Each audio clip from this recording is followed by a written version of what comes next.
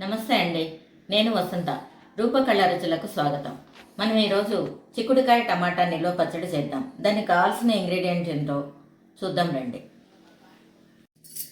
మన చిక్కుడుకాయ టమాటా పచ్చడి కోసం కావాల్సిన ఇంగ్రీడియంట్స్: అరకిలో టమాటా, అరకిలో చిక్కుడుకాయ.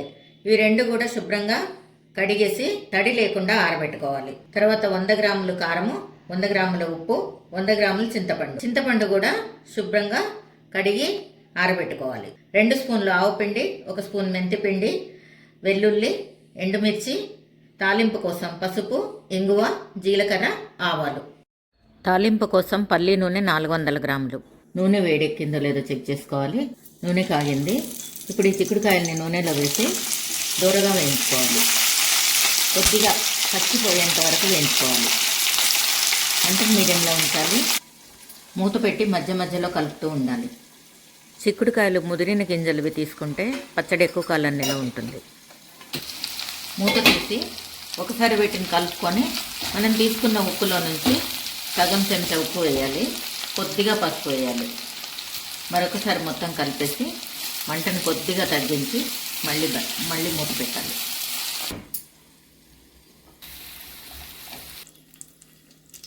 నూనె కాగింది. ఇప్పుడు మనం తీసుకున్న టమాటా ముక్కలన్నీ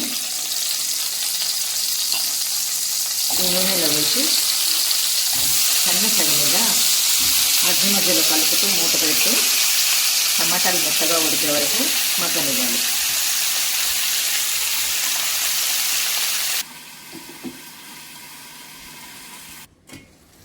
ఒకసారి మూత తీసి చూసుకోవాలి. ఇలా టమాటాలు సగం 50% మగ్గిపోయాయి. ఈ టైంలో మనం తీసుకున్న చింతపండు ఈ టమాటాల పైన పేర్చినట్టుగా పెట్టాలి. పైన మాత్రమే పెట్టాలి. చింతపండు వేసి వెంటనే కలిపినట్టయితే అడుగంటిపోతుంది, తొందరగా మాడిపోతుంది. కొంచెం ఒక 2 నిమిషాలు మగ్గిన తర్వాత కలుపుకుందాం. మనం తీసుకున్న ఉప్పులో నుంచి కొద్దిగా ఉప్పు, కొద్దిగా పసుపు వేసి ఒక 2 నిమిషాలు మూత పెట్టి ఉంచుదాం. ఒకసారి మూత తీస్తుందాం. ఇలా టమాటాలు నీరంతా చుట్టూ వచ్చేస్తుంది. ఇప్పుడు మనం చింతపండును కూడా మంచిగా కలుపుకోవాలి. ఇంకొక 2 నిమిషాలు మెత్తగా ఉడికించుకుంటే సరిపోతుంది. ఒకసారి మొత్తం కలిసేటట్టుగా కలుపుకోవాలి. మంటను సిమ్లోనే ఉంచి ఉడికించుకోవాలి.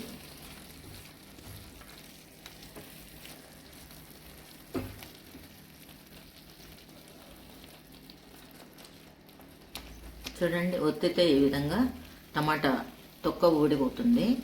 ఇలా అయ్యేదాకా ఉడికించుకోవాలి. ఇంకొక 2 నిమిషాలు అయిన తర్వాత గ్యాస్ ఆఫ్ చేసుకోవచ్చు. చూసారా, టమాటాలు మెత్తగా ఉడికిపోయాయి. చింతపండు కూడా గుజ్జులాగా అయిపోయింది.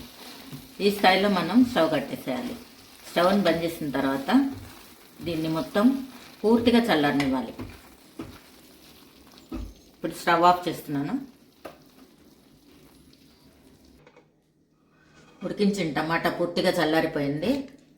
ఇప్పుడు దీంట్లో మనం తీసుకున్నటువంటి ఉప్పు, కారం వేసేయాలి.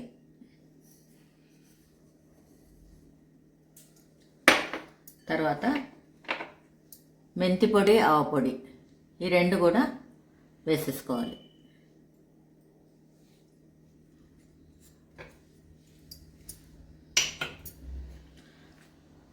మనం తీసుకున్న వెల్లుల్లిలో సగం వేసుకోవాలి. వెల్లుల్లి మన ఇష్టం అండి. తక్కువ కావాలంటే తక్కువ వేసుకోవచ్చు, ఎక్కువ కావాలంటే ఎక్కువ వేసుకోవచ్చు. అసలు వేసుకోకుండా కూడా కొంతమంది చేసుకుంటారు. ఇప్పుడు ఈ మొత్తాన్ని చక్కగా కలిసేటట్టు కలుపుకొని మెత్తగా గ్రైండ్ చేసుకోవాలి.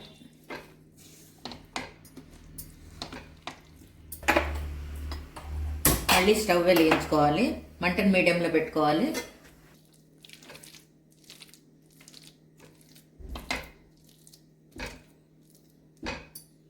దీన్ని మనం గ్రైండ్ చేసుకుందాం. ఇప్పుడు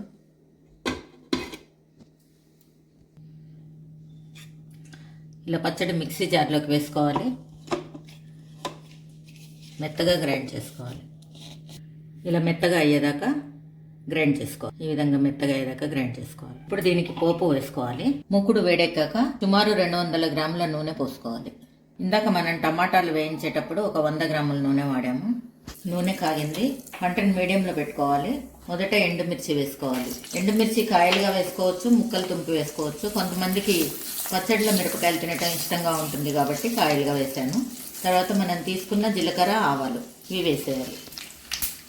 ఇవి మంచిగా వేగిన తర్వాత పావు చెంచా ఇంగువ వేసిన తర్వాత మంచి సువాసన వస్తుంది. తర్వాత మనం కొద్దిగా దంచి పెట్టుకున్న ఒక్క చెక్క దంచి పెట్టుకున్న వెల్లుల్లిని ఇందులో వేసేయాలి. వెల్లుల్లి పూర్తిగా వేగనీయద్దు. కొంచెం తెల్లగా ఉన్నప్పుడే మనం వేయించుకున్నటువంటి చిక్కుడుకాయలని ఈ నూనెలో వేసుకోవాలి. ఒకసారి మంచిగా కలుపుకోవాలి. ఇప్పుడు మనం గ్రైండ్ చేసి పెట్టుకున్న టమాటా పచ్చడిని ఇందులో వేసేయాలి. మొత్తం తయారైనటువంటి పచ్చడిని ఇందులో వేసేసి ఇంకా ఇప్పుడు మనం గ్యాస్ ఆఫ్ చేసి కలుపుకోవచ్చు. ఇదంతా చక్కగా కలిసేలాగా కలుపుకోవాలి.